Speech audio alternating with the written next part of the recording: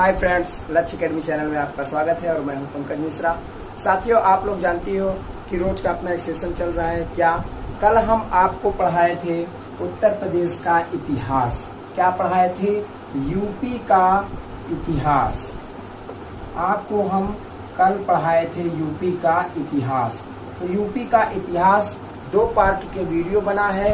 दोनों पार्ट आप देख लीजिए, दोनों ही इम्पोर्टेंट पार्ट हैं।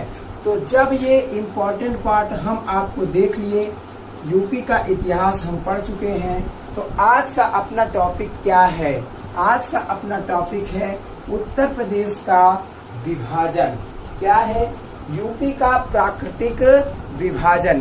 क्या है आज का? यूपी का प्राकृतिक विभाजन।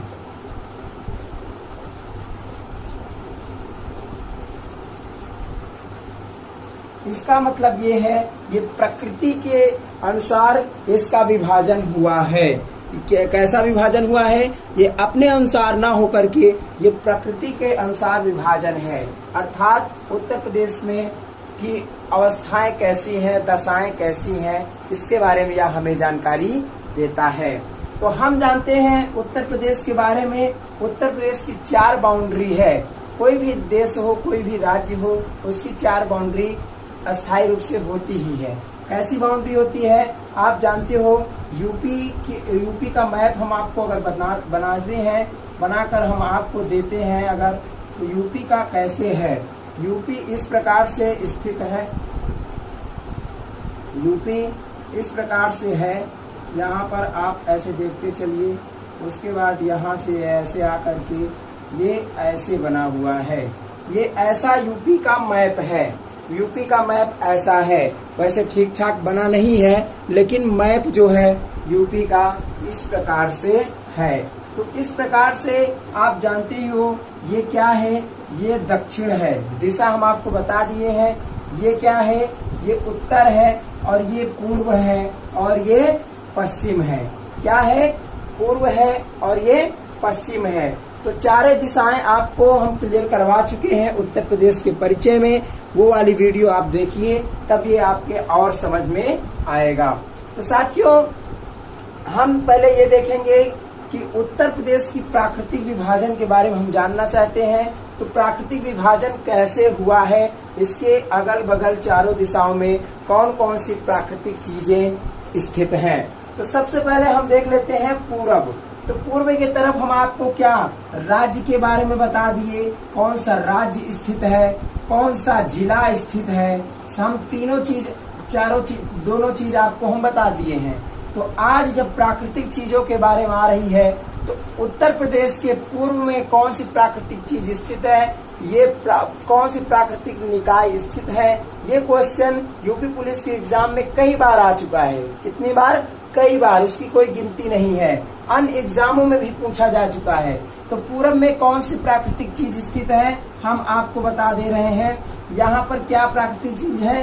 गंडक नदी है। कौन सी नदी है? गंडक नदी। ये क्या है? नदी। ये सब प्रकृति की दी हुई चीजें हैं। कौन है? प्रकृति की चीज है, तो इसलिए हम इसे प्राकृतिक चीज बोलते हैं। गंडक नदी पूर्व में स्थित है और पश्चिम में यमुना नदी स्थित है। कौन है? यमुना नदी पश्चिम में स्थित है। ये क्या है? प्राकृतिक चीजें हैं। प्रकृति की प्राकृतिक चीजें हैं। पूर्व में गंडक नदी और पश्चिम में यमुना नदी। और उत्तर में क्या है? उत्तर में हिमालय पर्वत है। क्या है? हिमालय पर्वत। हिमालय पर्वत उत्तर में स्थित है। क्वेश्चन डायरेक्ट बन के आता है, यहाँ से आप 1 नंबर पक्के लेकर के जाओगे, यहाँ अगर आप इसको समझ लिए तो। और दक्षिण में क्या है? दक्षिण में है दक्षिण का पठार, जिसे हम दक्कन का पठार भी कहते हैं। दक्षिण का पठार, ये पठारी इलाका है। क्या है? पठारी इलाका। निचला हिस्सा दक्षिण का पठार है, जिसे हम दक्कन का पठार के नाम से भी जानते हैं। तो आप लोग इसे नोट करते चलिए। ये क्या है, तीनों चारों चीजों के बारे में हम आपको बता दिए। तो यूपी का विभाजन, जब उत्तर प्रदेश का विभाजन के बारे में हम आप आज पढ़ रहे हैं, क्या विभाजन के बारे में। तो उत्तर प्रदेश का विभाजन 3 प्रकार से हुआ है। कितने प्रकार से? 3 प्रकार से। 3 प्रकार। ये क्वेश्चन आता है कि यूपी का विभाजन कितने प्रकार से, तो 3 प्रकार से हुआ है, ठीक है ना। तो उत्तर प्रदेश का विभाजन कितने प्रकार से हुआ है? 3 प्रकार से हुआ है। सबसे पहले कौन है? उत्तर प्रदेश का पर्वतीय भाग। सबसे पहला कौन है? अब हम इसको मिटाते चल रहे हैं ताकि इसमें स्पेस कम है, आप लोग इसे नोट डाउन करते चलिए, नहीं बाद में आपको समझ में कम आएगा। वैसे आप बोर्ड पे अगर एक बार समझ लेते हो तो बिल्कुल समझ में आएगा, नहीं समझते हो तो अब आप जानो, समझने की कोशिश कीजिए, क्योंकि यहाँ पर स्पेस की प्रॉब्लम है, इसलिए हम इसको हटा देते हैं। तो यूपी का विभाजन कितने प्रकार से हुआ है? उत्तर प्रदेश का विभाजन 3 प्रकार से हुआ है। सबसे पहले पहला प्रकार क्या है? उत्तर प्रदेश का पर्वतीय भाग। उत्तर प्रदेश का पर्वतीय भाग। पर्वतीय भाग पहला भाग ये है। और दूसरा भाग कौन सा है? दूसरा भाग है मध्य का मैदान। क्या है? मध्य का मैदान। दूसरा भाग कौन सा है? मध्य का मैदान। और तीसरा क्या है? दक्षिण का पठारी भाग। कौन है? दक्षिण का पठारी भाग। 3 प्रकार से यूपी का विभाजन होता है। सपोज दैट, मान लीजिए कि ये ऐसा यूपी है, यूपी ऐसा है, तो सबसे पहला क्या है? ऊपर का हिस्सा क्या है? उत्तर प्रदेश का पर्वतीय भाग। क्यों? क्योंकि यहाँ पर पर्वत भी स्थित है, पर्वतीय भाग। दूसरा बीच वाला क्या है? मैदानी भाग, ये मैदानी भाग है। और ये तीसरा क्या है? ये दक्षिण का पठारी भाग है। ये इतना पठारी भाग, ये मैदानी और ये पर्वतीय भाग। आप तीनों लोग, आप तीनों चीज को समझते चलिए, बहुत ही क्लियर, बहुत ही अच्छे तरीके से हम आपको समझाने की कोशिश करेंगे। आप लोग समझिए। केवल बात ये आती है, इसका विभाजन तो 3 प्रकार से हुआ, लेकिन अरे इसमें लेकिन है, अब यूपी में पर्वतीय भाग नहीं है। क्या है? यूपी में अब पर्वतीय भाग नहीं है। ये क्वेश्चन उठता है, उत्तर प्रदेश में पर्वतीय भाग, कुछ लोग तो यही बोलेंगे कि पर्वतीय भाग तो उत्तर प्रदेश में है ही नहीं, तो ये यूपी का भाग बता रहे हैं, तो कैसे, ये तो गलत हो जाएगा। जी हाँ, गलत हो जाएगा बिल्कुल। अब नहीं है, पहले था, क्योंकि यह 13 पर्वत उत्तर प्रदेश का जो पर्वतीय भाग ऐसा है, ऐसा मान लीजिए ये यूपी का मैप है, ऐसे है।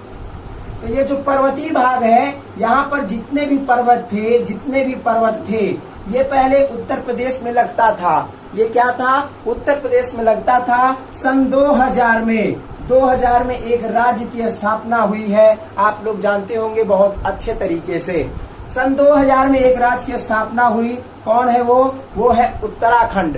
उत्तराखंड की स्थापना हुई, जिसे हम पहले उत्तरांचल प्रदेश के उत्तरांचल के नाम से जानते थे।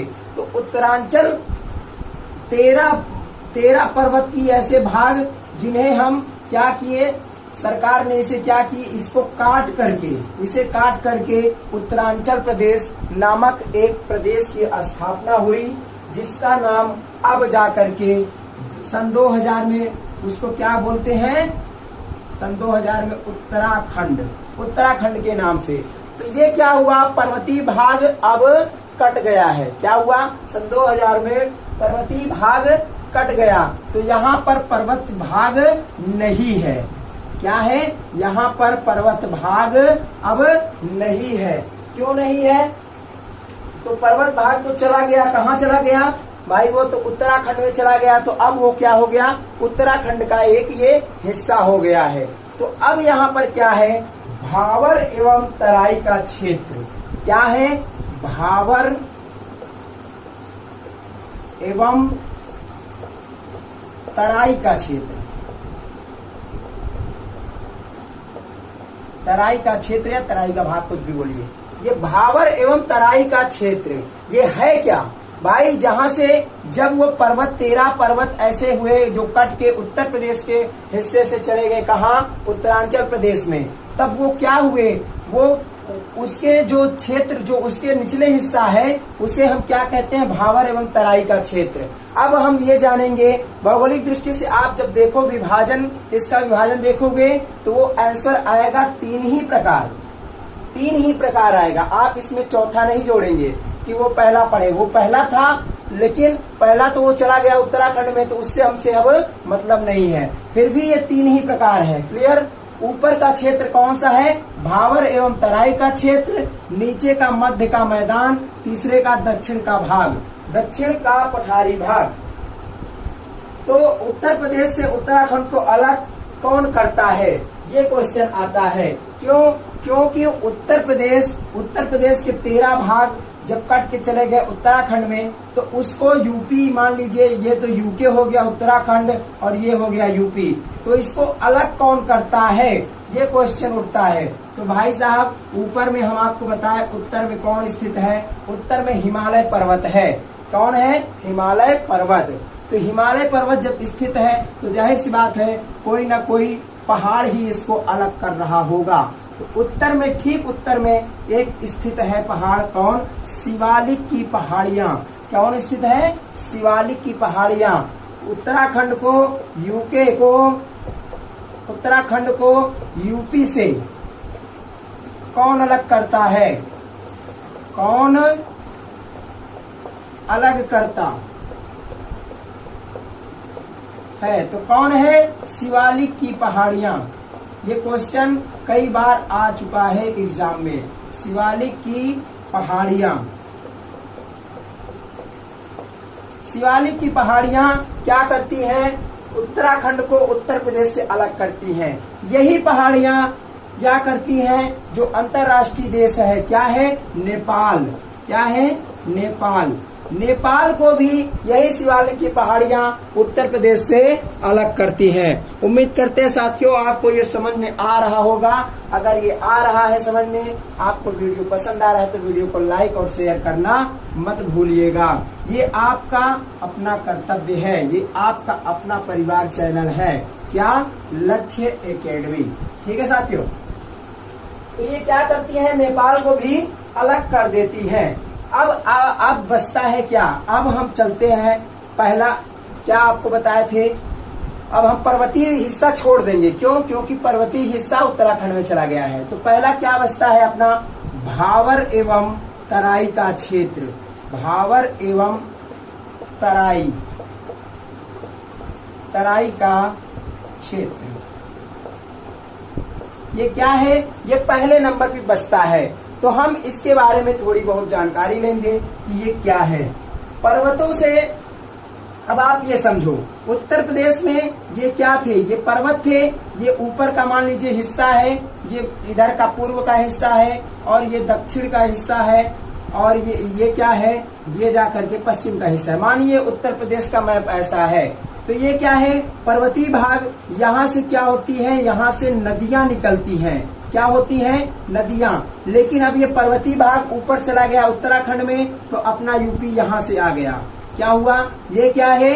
ये यूके है, यानी उत्तराखंड है, तो उससे हमसे मतलब नहीं है। लेकिन प्राकृतिक नदियां हैं, वो जिधर बहना चाहेंगी उधर बह जाएंगी, आप उसे नहीं मना कर सकते हो। क्यों? क्योंकि ये सदियों से चल रहा है, आज हजारों सालों से चल रहा है। इसको हम अपने मर्जी से नहीं बहा रहे हैं। हम लोगों को पता ही नहीं कितनी पीढ़ियां गुजर गई इसी के चक्कर में। ठीक है, तो यहाँ से क्या होती है? यहाँ से कुछ नदियां निकलती हैं। क्या करती हैं? नदियां निकलती हैं। और जब नदियां निकलती हैं तो यहाँ पर क्या है? यहाँ पर बड़े बड़े विशाल विशाल पत्थर हैं। क्या है? विशाल विशाल पत्थर हैं, बड़े बड़े पहाड़ हैं। तो पहाड़ों के जब बीच गलियारे से जब कोई नदी निकलेगी धारा बना करके, तो क्या करेगी? छोटे छोटे ये पहाड़ खंडों को तोड़ करके वो बहा ले आएंगी अपने साथ में। क्या करेंगी? वो अपने पानी के बहाव में उसे क्या करेंगी? बहा ले आएंगी नीचे की धारा में। तो जब ये बहा करके आती हैं तो कहाँ प्रवेश करती हैं? ये नदी निकल करके कहाँ प्रवेश करती हैं? अपने यूपी में प्रवेश करती हैं। यूपी के सबसे ऊंचे ऊंचे वाले हिस्से के, कहाँ, उत्तर में, उत्तर की दिशा से ये क्या करती हैं नदियां, प्रवेश करती हैं। क्यों? क्योंकि पहाड़ों के बगल के नीचे की ढाल अपना यूपी है। आप लोग बहुत ठीक से समझिए इसे, एक बार समझ लेंगे दोबारा नहीं समझना है। क्या हुआ, यहाँ इस पत्थर के बीच से नदियां जब निकलती हैं और नदियां निकलते निकलते वो अपने साथ छोटे छोटे पहाड़ों को, पत्थरों को क्या करती हैं, बड़े बड़े भूखंडों को ये लेकर के अपने साथ पानी के बहाव में बहा ले आती हैं और बहा कर कहाँ आती हैं, यूपी में आ जाती हैं।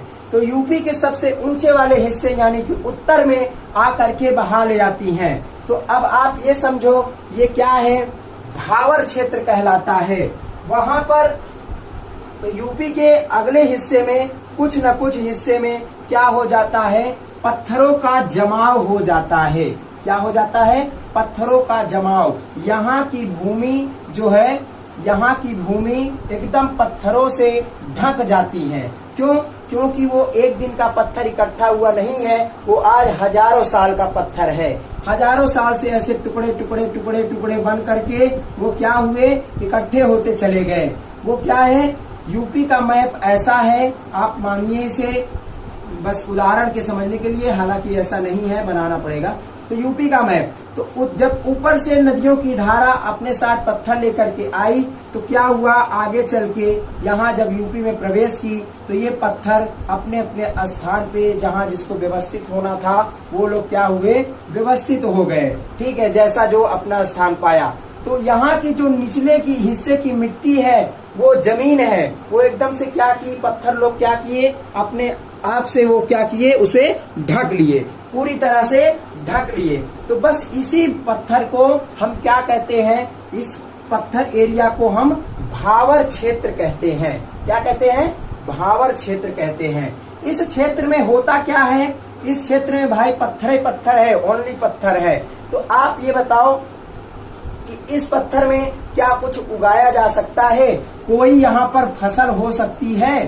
फसल कुछ नहीं होगा। क्यों नहीं होगा? क्योंकि यहाँ पर ओनली केवल पत्थर है। क्या है, केवल पत्थर है। तो अब आप ये समझो जल क्या होता है, नदियों का जल ऐसे आता है, आते आते ऊपर से पत्थर के नीचे नीचे ये बहता है पानी। क्या होता है, यहाँ की जो नदियां हैं, नदियों का जल पत्थर ऊपर से ऐसे पड़ा रहेगा। भाई पत्थर में ऊपर से पानी कितना जाएगा, हल्का फुल्का दिखाई देगा आपको। बाकी यहाँ इसके पत्थर के नीचे नीचे से नदियों का बहाव ज्यादा तेजी में शुरू हो जाता है। क्वेश्चन यहाँ से उठता है कि भूमिगत जल, भूमिगत नदियों का बहाव किस क्षेत्र में होता है?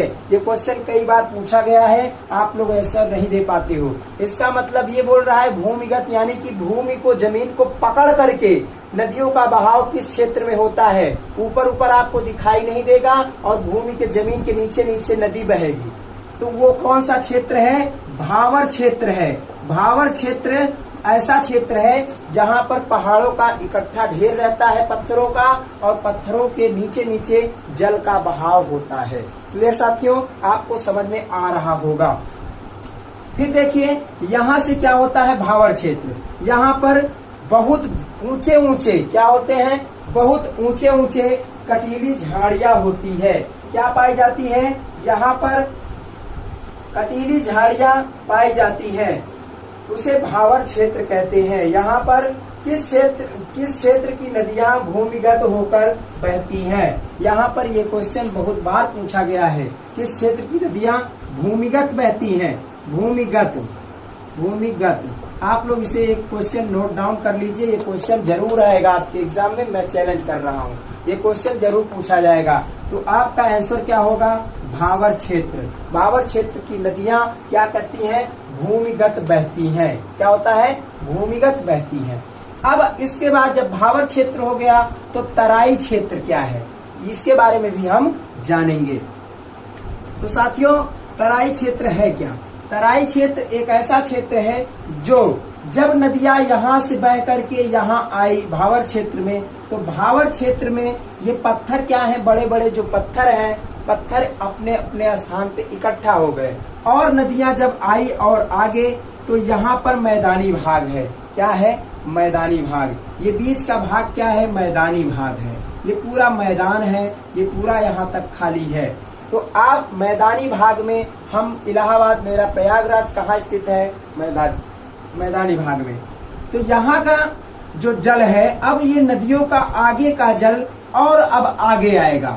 मैदानी भाग में जब प्रवेश करता है तो यह जल, भाई वहां से पानी चला, वहां पर तेज बहाव था, तो तेज बहाव होने के कारण बड़े बड़े पत्थर लुढ़क करके क्या हुए?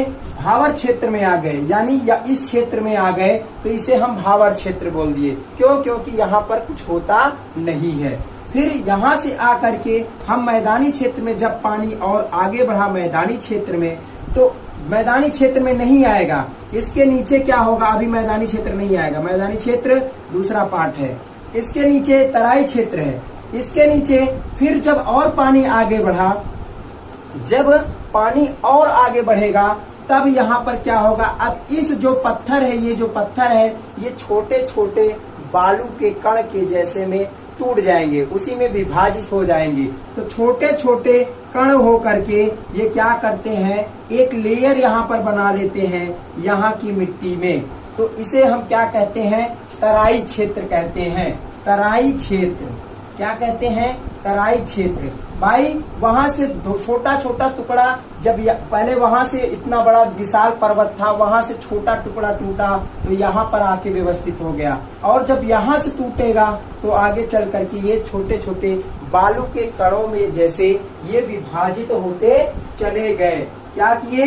ये विभाजित होते चले गए। और यहाँ ये जो भावर मिट्टी है, यहाँ की मिट्टी कैसे होती है? भाई ये क्वेश्चन बनता है। भावर क्षेत्र की मिट्टी कैसी होती है? ककरीली होती है। कैसी होती है? ककरीली एवं पथरीली होती है। कैसी होती है? पथरीली। ककरीली एवं पथरीली होती है भावर क्षेत्र की मृदा। कैसी होती है? ककरीली और पथरीली होती है। और यहाँ की क्या होता है?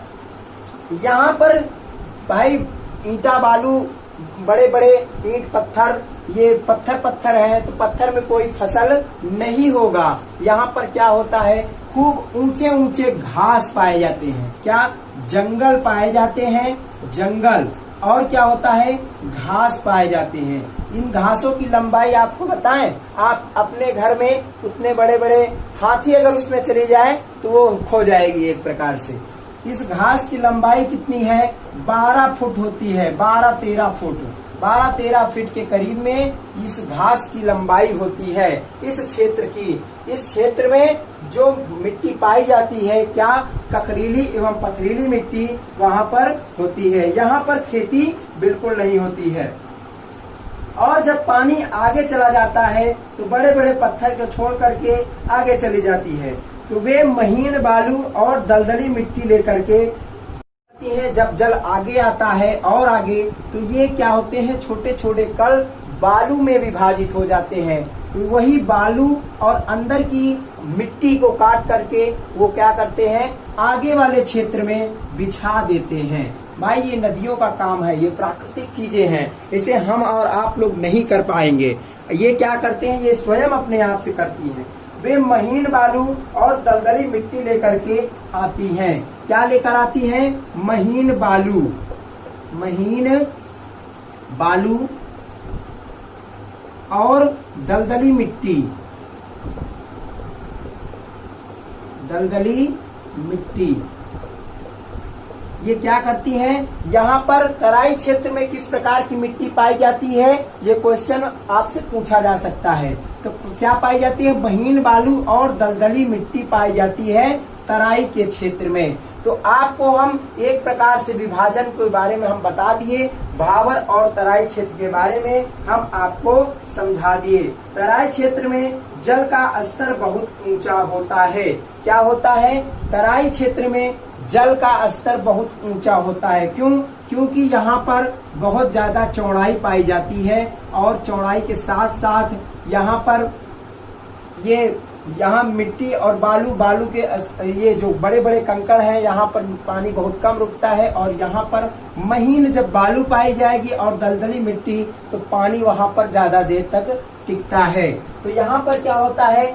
जल का स्तर बहुत ऊंचा होता है। क्या होता है, जल का स्तर बहुत ऊंचा होता है, इसलिए तराई के क्षेत्र में कौन सी खेती सर्वाधिक होती है। तराई क्षेत्र में सर्वाधिक खेती किसकी होती है, कौन सी फसल की होती है, ये क्वेश्चन आता है। तो तराई क्षेत्र में किस फसल की खेती होती है सर्वाधिक, तराई क्षेत्र में, क्योंकि वहाँ पानी होता है और पानी की खेती कौन सी है, सबसे पहला आता है धान। धान की खेती पानी के लिए बहुत बेस्ट है। अगर आपके पास पानी है तो धान की खेती बहुत ही सुंदर और बहुत ही अच्छी होगी। दूसरी खेती कौन सी है, एक है गन्ना, गन्ना की खेती। तो गन्ना भी पानी बहुत ज्यादा मांगता है। तो तराई के क्षेत्र में सबसे ज्यादा फसल कौन सी उगाई जाती है, धान और गन्ना। आप लोग इसे नोट डाउन कर लीजिए। क्यों, क्योंकि ये क्वेश्चन आपसे कहीं से भी पूछ सकता है। तराई के क्षेत्र में कौन सी फसल होती है, कौन सी मिट्टी पाई जाती है, कहाँ से क्या चीजें बनती हैं, भावर मिट्टी किसे कहते हैं, वहाँ पर कैसी मृदा पाई जाती है, ये सब चीजें आपसे पूछी जा सकती है। साथियों, अब दूसरा विभाजन किस प्रकार से हुआ है, मध्य का मैदान। क्या है, मध्य का मैदान। दूसरे प्रकार का ये विभाजन है। कैसा है, मध्य का मैदान। इसका निर्माण कैसे होता है, इसका निर्माण, मध्य का मैदान, इसका निर्माण की बात करें, ये क्वेश्चन पूछा गया है। इसका निर्माण नदियों से होता है। कैसे होता है, नदियों से। इसका निर्माण किससे होता है, इसका निर्माण नदियों से हुआ है, क्योंकि जब नदियों में बाढ़ आता है तब यहाँ अपने बहाव में नई नई मिट्टी लेकर के आती हैं। क्या होता है, मध्य का मैदान, मैदान ऐसे बीच का मैदान खाली रहेगा, वहाँ पर क्या होता है, मध्य का मैदान का निर्माण कैसे होता है, नदियों से होता है। क्योंकि जब नदियों में बाढ़ आता है, जब नदियों में बाढ़ आता है तो ये क्या करती हैं, तराई क्षेत्र की नई नई मिट्टियों को ये लेकर के इसमें एक पूरा लेयर बना देती हैं। मध्य के मैदान में लेयर बना देती हैं। कौन, नई नई मिट्टी को ये लेकर के आती हैं। क्या करती हैं, नई नई मिट्टी को लेकर के आती हैं जब बाढ़ आता है नदियों में। तो इस प्रकार से मैदान के दो भाग होते हैं। क्या होता है, मैदान में दो भाग हो जाते हैं। कौन कौन से भाग हो जाते हैं, दो भाग। जो नदियों के समीप के भाग हैं, इसमें दो भाग हो जाते हैं। इसके दो भाग हैं, दो भाग का मतलब क्या है, एक खादर मिट्टी, कौन सी, खादर मिट्टी पाई जाती है, और दूसरी क्या है, बांगर मिट्टी पाई जाती है। इसमें मध्य के मैदान में कितने प्रकार की मिट्टी पाई जाती है, ये क्वेश्चन पूछा जा सकता है। आप इसे नोट डाउन कर लीजिए। क्या, पहली खादर मिट्टी और दूसरी मिट्टी कौन सी है, बांगर मिट्टी। बांगर मिट्टी, खादर मिट्टी जो नदियों के समीप हैं। क्या है, समीप हैं। जो नदियों के समीप है उसको खादर मिट्टी है, और जो नदियों से दूर है, जो नदियों से दूर है इलाके, वो क्या है, जो दूर का मैदान है, वो उसे हम बांगर मिट्टी कहते हैं और इसे खादर मिट्टी कहते हैं। खादर मिट्टी मतलब कि नई मिट्टी कहते हैं, नई जलोढ़। भाई के क्या है, खादर मिट्टी यानी नई जलोढ़ मिट्टी, इसे हम बोलते हैं। क्या क्या बोलते हैं, नई जलोढ़। और ये क्या है, पुरानी जलोढ़। यानी कि यहाँ पर कुछ ये नदियों की सहायता से जो नई मिट्टी लेयर अपना जमा लेती हैं, जो नदियों के समीप के वो क्या बोलते हैं स्थान है, वहाँ पर ये एक स्थान लेयर बना लेती हैं। लेकिन जो दूर दूर का स्थान है वहाँ पर नदियाँ नहीं पहुँच पाती हैं, बाढ़ का पानी नहीं पहुँच पाता है, उसे हम पुरानी जलोढ़ कहते हैं। पुरानी मिट्टी जो पुरानी रहती है वही रह जाती है, और आगे चल करके यही क्या हो जाता है, आगे चल करके भाई ये क्या है, ये अधिक उपजाऊ है। क्या है, उपजाऊ है, और ये क्या हो जाता है, यही ऊसर भूमि हो जाती है। क्या हो जाती है, ऊसर भूमि। क्यों, क्योंकि इसमें कोई नई नई प्रकार की मिट्टी आएंगी ही नहीं। जो प्रकृति की देन है वो अगर मिल जाती है तो बहुत बेस्ट है, और ये सबको नहीं मिलता है। तो यहाँ पर प्रकृति की जो मिट्टी आती है वो यहाँ पर नहीं आ पाती, इसलिए यहाँ ऊसर भूमि हो जाती है। आप लोग समझ रहे हैं या नहीं समझ रहे हैं, कमेंट बॉक्स में जरूर बताएं। वीडियो कैसा है, समझ में आता है तो ठीक है, नहीं समझ में आता है फिर भी ठीक है, लेकिन हम तो इतना मेहनत कर रहे हैं, आप भी उसी हिसाब से मेहनत में जुट जाइए। क्यों? क्योंकि आपका एग्जाम समीप में है, एग्जाम को तैयारी आप लोग कर रहे हो, तो बिल्कुल आप पूरी फुल ताकत लगा करके करिए, एकदम बेस्ट तरीके से करिए, उसमें सोचना समझना है ही नहीं। क्या हो जाती है? बंजर भूमि हो जाती है। ठीक है, अब अपना ये हम 2 प्रकार की बता चुके, अब आता है दक्षिण का पठारी भाग। क्या आता है? दक्षिण का पठारी भाग।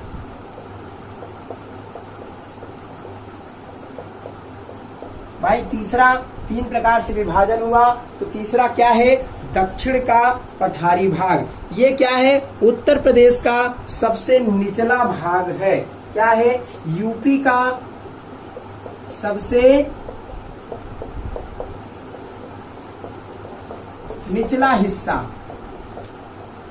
यूपी का सबसे निचला हिस्सा है क्या? दक्षिण का पठारी भाग। यहीं पर कैमूर की पहाड़ियां व सोनाकर पहाड़ियां पाई जाती हैं। यहीं पर इसके नीचे ही क्या पाई जाती है? कैमूर की पहाड़ियां, कैमूर व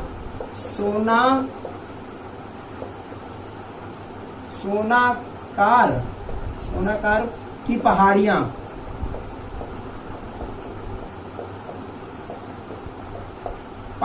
पाई जाती हैं। इसी के नीचे एकदम सेम दक्षिण के पठारी भाग में यही उत्तर प्रदेश का सबसे निचला भाग है। क्या है? यूपी का सबसे निचला भाग है, और यहीं पर इसी के नीचे कैमूर की व सोनाकर की पहाड़ियां पाई जाती हैं। और हम आपको उत्तर प्रदेश का परिचय जब पढ़ा रहे थे, तब हम आपको ये भी बताए थे कि इसमें क्या एक चीजें और बताए थे कि यहीं से क्या होती है? कर्क रेखा भी गुजरती है। क्या बताए थे? यहीं से कर्क रेखा भी गुजरती है। कर्क रेखा आप जानते हो ना? कर्क रेखा यहीं से 23.5 डिग्री उत्तरी देशांतर पर गुजरती है, 23.5 डिग्री। यहीं से उत्तर प्रदेश के यूपी के निचले हिस्से से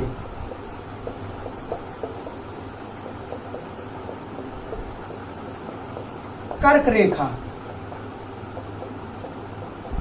गुजरती है, लेकिन यूपी को नहीं छूती, उत्तर प्रदेश को छूती नहीं है। उत्तर प्रदेश के निचले हिस्से से गुजरती है क्या? कर्क रेखा। आप लोग इसे नोट डाउन कर लीजिए। आपका सिलेबस, आपका चैप्टर ये खत्म हो रहा है। आपको हम एक क्वेश्चन देते हैं, पठारी भाग की ढाल। क्या देते हैं? पठारे भाग की ढाल। यही लास्ट टॉपिक है आज। अब हम इसे नहीं पढ़ाएंगे, अब ये आपको हम होमवर्क के लिए दे रहे हैं। ये क्या है? आज का प्रश्न,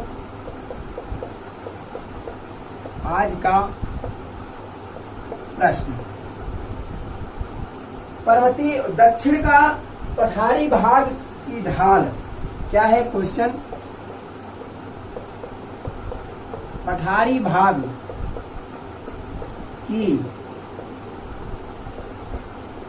ढाल किस पठारी भाग की ढाल किस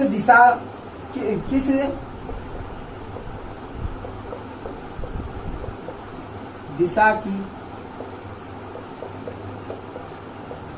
ओर है? इस क्वेश्चन का आंसर साथियों आप नीचे कमेंट बॉक्स में जरूर दीजिए। उम्मीद करते हैं यह सेशन आपको अच्छा लगा होगा। अगर आपको अच्छा लगा है, वीडियो को लाइक शेयर सब्सक्राइब जरूर करिए और दूसरों से भी करवाइए। ठीक है साथियों, बेस्ट ऑफ लक। आपको मिलते हैं हम अपने अगले वीडियो में। ठीक है साथियों, तब तक के लिए बाय बाय।